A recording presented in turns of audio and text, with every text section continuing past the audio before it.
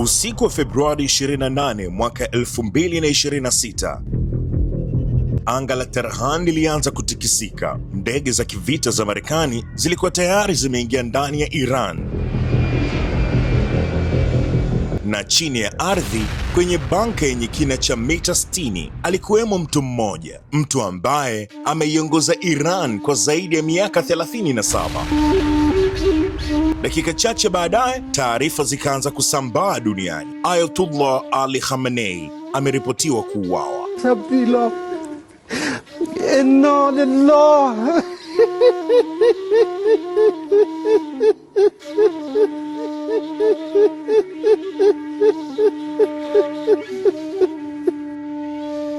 Hii ni Ikumbukwe, mahali ambapo historia haisauliki. Sasa wacha turudi nyuma mpaka mwaka 1953. Wakati huo Marekani na mwenzake Uingereza wanamfitinisha Mohammad Mossadegh kwa sababu tu ya msimamo wake juu ya mafuta ya taifa la Iran. Huyu Mohammad Mossadegh ni jina ambalo Wairani hawatalisahau. Unaambiwa alipambana kweli kweli kuhakikisha kuwa mafuta ya Iran yanawanufaisha wa Iran wenyewe, wakati huo akiwa waziri mkuu wa Iran. Msimamo huu wa Mohammad Mossadegh ulikuja baada ya miaka 20 ya makubaliano kati ya Shah ambaye alikuwa ni mfalme wa Iran kutoka mwaka 1941 hiyo mpaka mwaka 1979, pamoja na kampuni ya Uingereza iliyoitwa Anglo Iranian Oil Company BP, makubaliano ambayo Uingereza ilikuwa inachukua 84% ya faida, alafu wenyewe Irani 16% tu. Ilipofika mwaka 1951, Mohammad Mossadegh alisimamia upitishwaji wa sheria bungeni huko. Hii ilikuwa ni sheria ya kutaifisha na kuchukua visima vyote kutoka kwenye makubaliano ya awali kati ya Shah na Waingereza. Agosti 19 mwaka 1953, Waingereza wakafanya fitna moja hatari sana. Baada tu ya mazungumzo na Marekani, ikazaliwa Operation Ajax. Hii ilikuwa ni maalum kwa kumdidimiza Mohammad Mossadegh. Operation Ajax ilikuwa ni mapinduzi ya siri ya CIA pamoja na M16 maalum kwa ajili ya kumpindua waziri mkuu wa Iran Mohammad Mossadegh. Agosti mwaka 1953, ndani ya masaa 72 tu, jamaa wakawa washaimaliza shughuli yao. Waziri mkuu aliyechaguliwa kidemokrasia akawekwa kifungo cha nyumbani hadi kufa kwake mwaka 1967. Na hapo ndipo chuki ya Wairan dhidi ya Marekani inaanza. Mwaka 2015, Rais Barack Obama akapoza mambo kwa makubaliano kati ya Marekani na Iran, makubaliano ambayo yalizaa mkataba wa Joint Comprehensive Plan of Action. Makubaliano haya yalifanya Iran akakubali kupunguza centrifuge kutoka 19,000 hadi 5,060. Kwa hivyo kwa lugha nyepesi tunaweza sema centrifuge ni mashine ya kusafisha uranium ambayo kawaida inazunguka mara 100,000 kwa dakika. Iran ikapunguza pia uranium hadi 3.67. Kitaalamu wanasema ili kupata bomu utahitaji 90% ya uranium. Lakini pia Iran iliruhusu wakaguzi kila siku. Hawa ni wakaguzi kutoka UN, wanaitwa International Atomic Energy Agency. Hawa kazi yao ilikuwa ni kuhesabu kila gramu ya uranium, lakini pia walifunga kamera na sealed kwenye centrifuge. Mbali na hilo, walikuwa wanatoa ripoti kila miezi mitatu. Hawa wakuu wa kazi, nguvu yao wao ilikuwa ni ripoti tu. Wakisema Iran inadanganya, basi UN ilikuwa na uwezo wa kuweka vikwazo vya uchumi kwa Iran. Inaelezwa kuwa Iran iliruhusu wakaguzi zaidi ya 130 kuingia kila siku katika vituo vyao. Hii ni kutoka mwaka 2015 mpaka mwaka 2018. Ikumbukwe kwamba Obama aliingia makubaliano haya na Iran si kwa sababu eti alithibitisha kuwa Iran inazalisha silaha za nyuklia. Alichoamini ni kwamba Iran ina uwezo mkubwa wa kutengeneza silaha hizo, kwa sababu walikuwa na centrifuge 19,000 na uranium ya 20%. Kwa hesabu za wataalam wanasema hiyo ilikuwa ni breakout time ya miezi 2 mpaka 3. Yaani Iran wakiamua leo tu, ndani ya miezi 3 wangeweza kusafisha uranium ya kutosha kwa bomu moja tu. Obama akili nyingi Akaona kuliko kuivamia kijeshi Iran na kutumia gharama kubwa tukazikosa silaha za nyuklia kama ambavyo boko la mwaka 2003 pale Iraq zikatumika dola trilioni 2 na hakuna silaha zilizopatikana. Akaona mambo yasiwe mengi, akafunga mlango wa uwezekano wa kutengeneza silaha kwa miaka 10 mpaka 15 kwa mkataba tu. Maana yake hii ni sawa na kusema hata kama mlikuwa mnataka, sasa hamtaweza kuzalisha kwa haraka. Sasa bwana, alipoingia madarakani mzee wa kupenda kujiamulia mambo Donald Trump akatupilia mbali mkataba huo. Hiyo ilikuwa ni Mei 8 mwaka 2018. Alisema mkataba haukuzuia makombora kuzalishwa, lakini pia aliahidi katika kampeni zake kuuondoa. Trump akashupaza shingo zaidi kwa kurudisha vikwazo vyote vya kiuchumi. Hapo mambo ikawa mbaya kwa Iran, ikawa hakuna nchi inayonunua mafuta ya Iran, hali iliyopelekea mauzo ya mafuta yakashuka kutoka barrel milioni 2.5 kwa siku hadi 0.3. Rial ya Iran nayo ikaporomoka kwa 80%. Mwaka 2015 wanasema dola moja ilikuwa ni sawasawa na rial 32,000. Ilipofika 2020 dola moja ya Marekani ilikuwa ni sawasawa na rial 300,000. Huku napo mfumuko wa bei ukafika mpaka 40%. Hapo sasa ndipo Iran ikasema, jamaa, unavyotaka ndivyo na sisi tunataka. Sasa mambo ikawaweka tuweke. April mwaka 2021 Iran ikarudisha tena uwezo centrifuge na sasa ikafikisha hadi 60%. Yaani maana yake wapo karibu zaidi na utengenezaji wa silaha za nyuklia. Na hii ndio kusema tayari unga walikuwa nao, sukari wanayo, mayai wanayo, lakini hawana keki tu, ila wakitaka wana uwezo wa kuoka kwa saa moja tu. Hali iliyochochea pakubwa 12 Day War mwaka 2025 na vita ya mwaka huu 2026. Hii 12 Day War ilikuwa ni vita ambayo ilidumu kwa siku 12 tu, kutoka Januari 13 mpaka 24 mwaka 2025, na ilikuwa kama Israel, Marekani na Iran walikuwa wanapasha misuli tu kuelekea hii vita kubwa hii ambayo inaendelea sasa hivi. Israel ilisema Iran imefikisha uranium 60% karibu na bomu, ikaamua kuwapelekea moto mapema kabla hawajafika 90%. Ilishambulia vituo vya nyuklia pale Natanz, Fordow, Isfahan na rada za Iran pia zilishambuliwa. Irani nayo ikakataa unyonge, wakajibu kwa makombora zaidi ya 400 na drones za kutosha.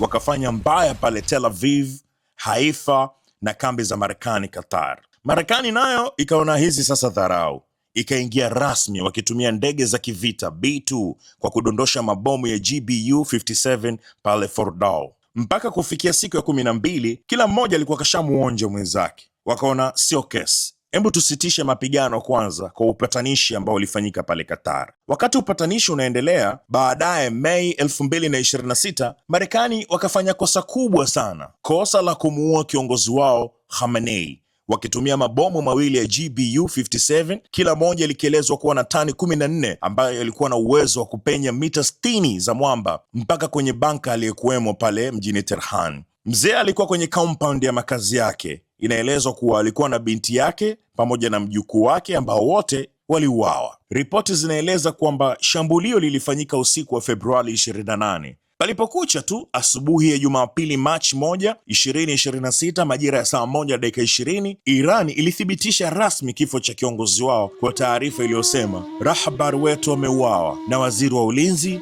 na mkuu wa jeshi. رهبر و امام مسلمین حضرت آیت الله العظما سید علی حسینی خامنه‌ای در راه سربلندی حرم جمهوری اسلامی ایران شهد گوارای شهادت را نوشیدند و به ملکوت اعلی پیوستند. خدای بزرگ و شکست ناپذیر با ملت حماس ساز و تاریخ ساز ایران است. Hapo sasa ni sawa na dakika 90 kwenye goli la mpinzani, alafu mpira anao Clatous Chota Chama. Wewe unajua kinachofuata?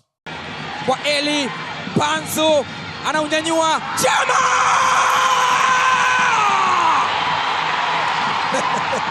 Kilichofuata baada ya hapo ni dunia kushuhudia kiranja mkuu akipigishwa kwata. Siku moja baadaye, Iran ikaanza kupeleka moto. Drone zaidi ya 200 za Shahid zinaruka kutoka Yemen, Iraq, Lebanon na Iran yenyewe. Inaelezwa kuwa bei ya kila drone moja ya Shahid ni kama dola 20,000, wakati bei ya kombora la Iron Dome la kuzuia ni karibu dola 150,000. Yaani hii ni sawa na kuua mende kwa nyundo. Unavunja tiles na mende unamkosa. Inaelezwa kwamba Iran ikakichafua mpaka Falme za Kiarabu UAE. Pumzi ya moto ilipelekwa mpaka Al Dafra ilipokuwa airbase ya Marekani. Jabal al-Polt iliwaka moto. Wanasema pia drone iligonga mpaka Fairmount Palm pale Dubai. Makombora yalifika mpaka Bahrain, Kuwait, Qatar, Jordan, Saudi, Oman mpaka Syria, Al-Shahid Base pale. Kwa kifupi, maeneo mengi ambayo yalikuwa na kambi za jeshi la Marekani walitumiwa salamu. Mpaka kufikia muda huu, Iran alikuwa kashapagawa, asikila mtu. Mbaya zaidi, kufa kwao ni mtaji wa kwenda peponi. Wanaamini kwamba ukifa shahid, janna ni malipo yako. Hapa kwetu Tanzania tulipata wachambuzi wa kutosha ambao walikuwa wanachambua hatua kwa hatua kwenye vita hii. Mmoja wapo ni DJ Sma ambaye ni mbobezi kwenye masuala haya. Big brother, kwanza shukrani sana kwa time. Nimekutembelea hapa kwa kuzungumza na wewe mambo mawili matatu. Kwanza, umekuwa mfuatiliaji mzuri sana wa vita ambayo inaendelea Mashariki ya Kati pale, na nimekuona ukiwa unatoa maelezo ya kina sana. Kwa hivyo kufuata ikumbukwe ili nasi pia tupate faida kutoka kwako. Kwanza, tathmini yako fupi ya kile ambacho kimetokea katika vita ile, lakini pia nini umegundua, na mwisho unaweza kutupa utabiri wako na tabiri nini baada ya vita hii. Sawa. Kwa hiyo kilichotokea kwenye level ya juu ni kwamba ni vita kati ya Israel, Marekani walianza kuishambulia Iran. Kama ilivyotokea kwenye 12 day war walishambulia, na sasa hivi wameshambulia. Layer ya juu ni kwamba Netanyahu kwa miaka 30 amekuwa anasema Iran iko kwenye mchakato wa kupata nuclear kwa zaidi ya miaka 30. Na hiyo ndio imekuwa pretext ya kushambulia. Japokuwa kwenye 12 day war ambapo kulikuwa kuna midnight hammer, Marekani alienda na B2 akashambulia, akasema tumeharibu kabisa vyanzo vya au vinu vya nuclear vya Iran. Ila wamerudi. Kwa hiyo kwa layer ya juu inakuja, lakini ukiingia sasa kwenye layer ya deeper zaidi ni kwa sababu Israeli ana kitu kinaitwa the Greater Israel. Na hata ukiingia kwenye baji yake ya au map aliyoionyesha kwenye UN, alionyesha kwamba inahitajika from the river to the sea, ndio eneo lao. Na kikwazo kikubwa kilichobakia kwa sasa hivi ni Iran. Kwa hiyo inabidi amdhoofishe Iran ili kuweza kuexpand. Kwa hiyo ukiingia kwenye layer hiyo huko, na kinachotokea sasa hivi ni kwamba Iran ameonyesha uwezo wake wa kimfumo lakini wa kijeshi kuweza kukabiliana na mataifa makubwa mawili kwa siku 45. Yes, na nikasema kabisa Iran anaweza kusustain hivi vita miezi mitatu mfululizo. Marekani na Israeli hawawezi. Na tumeona kwamba within 45 days imebidi Marekani ndo aombe ceasefire. Kwa hiyo hii ceasefire inawapa nafasi ya kujipanga upya. Hii ni round 2. Bado kuna round nyingine zinakuja, either within au mbali, kwa sababu lengo bado halijafikia. Lakini pia inakuwa ngumu kwao kwa sababu Iran ameonyesha uwezo wake wa kukabiliana nao kijeshi na kimfumo, kwa sababu walitegemea kwamba wakimua Khamenei na viongozi wa juu, mfumo wa Iran collapse. Lakini wameonyesha wana uwezo, wana mfumo ambao ni redundant kwa mashambulizi ya aina hayo. Kwa hiyo ndio maana ameenda China. China, moja ajenda kuu iliyokuwepo ni China aweze kumdhibiti nani? Muiran. Kwa hiyo bado game linaendelea. Sasa baada ya piga ni kupige kali kati ya Iran, Israel na Marekani, Iran ikafanya jambo moja ambalo dunia haikufikiria kabisa baada ya miaka 40 tangu mapinduzi ya Iran mwaka 1979, jambo la kufunga Strait of Hormuz. Hii imekuwa ni silaha ya mwisho ya Tehran na dunia imehofia kila mara, lakini haijawahi kutokea tena hadi mwaka huu 2026. Asilimia 20 ya mafuta yote ya baharini duniani, inakadiriwa kati ya barrel milioni 17 mpaka 21 kwa siku, zinapita kwenye mlango wa maili 21 tu. China, India, Japan, Korea wote wanategemea hapo. Ukifunga Wakifunga, tafsiri yake ni kwamba bei inapanda zaidi ya mafuta, tena ni kwa siku chache tu, na ndicho kilichotokea. Leo bei za mafuta zimepanda na ugumu wa maisha unaongezeka. Wakati dunia inalia na bei ya mafuta, majaribio ya mazungumzo ya upatanishi hayakufanikiwa. Pakistani imejaribu, hiyo ilikuwa ni April 7, kulikuwa na ceasefire kwa muda, lakini Mei 7 wanaume wakakiamsha tena. Marekani ilipiga meli za Iran. Irani nayo kama kawaida yake,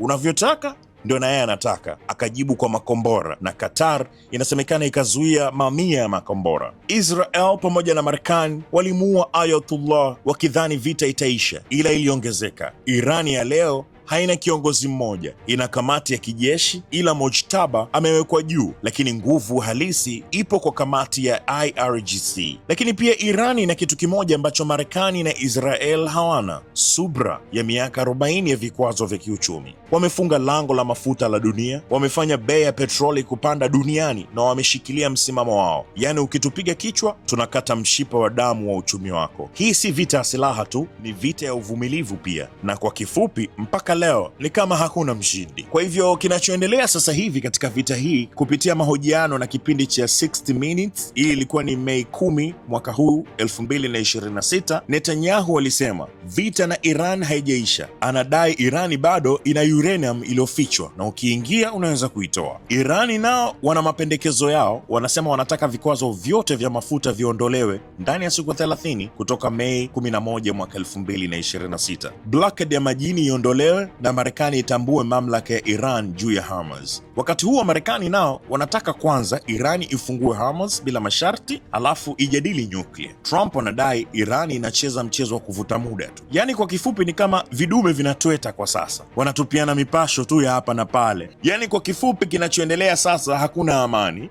hakuna vita kubwa, ni kusimama kwa bunduki, na bado Irani inashikilia Hormuz kama chip ya mazungumzo, wakati Marekani inashikilia Blackout. Israel nayo inasubiri Trump akubali bad deal ili ipige tena. Kila upande unasema iko tayari kurudi vitani ndani ya masaa 24.